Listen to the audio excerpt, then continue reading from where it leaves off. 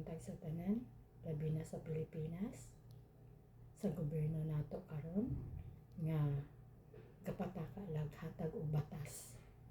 Unang-una sa UWA, scholarship para sa single parents nga ang mga anak nag-college na daw scholarship. Diyos ko, pinagalitan ko na lang ang anak ko dahil bakit ayaw niyang magpa-register. Ang sagot ng anak ko, ma, ilang beses na ako nag-register pero error ang website. Pangalawa, senior citizen, naa daw regalo. Pero pili kung pro-Duterte ka, wala ka sa listahan. Kung anti-Duterte ka, naka sa ika-50 nga numero. Kung ikaw ay anti-Marcos, naka sa number 10. Pero kung pro-Marcos ka, kung naapay labaw sa pinaka-number 1 ka. Unsa nang abatas nga nung gihimo man intana ninyo nagpadasig mo sa mga OFW. Naapay DSWD. Naa daw mga regalo. May pa si Congressman Libeste. Hayagan ng hatag, walay pili sa iyang distrito. Yan ang magandang tularan. Walang kulay. Tapos, asa na mag-iingon nga ang OFW pag nag-retire 15 years, 20 years, dagan ko'y kailan ni ulit. 1, 2, 3, 4, 5, naa daw 5,000 kada bulan. Nga nang naghimo mo batas na piliun man ninyo. Ang amubi ang pag-ani diri sa abroad dili lalim. Pero naay-bat akong mga anak pag mupalit. Kung magpadala naay bat. Asang hustisya ang OFW kawawa pag mouli OEC libre lagi kay 100 raman. Pero ang uwa pag dirimi, pila, dako among bayranan. Salamat sa Ginoo kung ilibre sa amo. Kaya nakakadismaya, nagtaka lang kami bakit may pili-pili.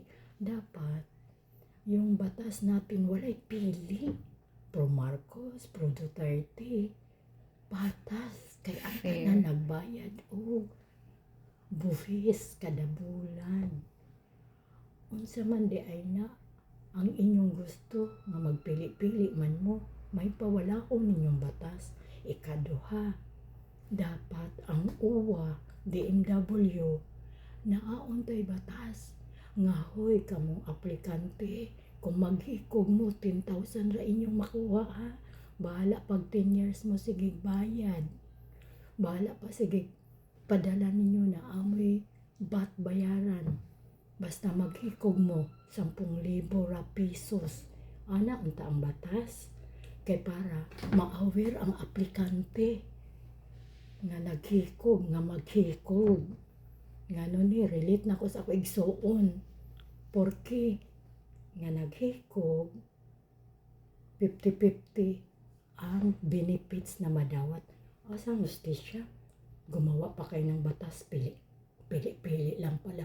Kadagay single parent, ang uban po na ibana, pero ang mga bana asa man, nagtiwali man sa ilang kinabuhi. Kawawa man may diri, pero ang gobyerno daghan may madawat sa amuha.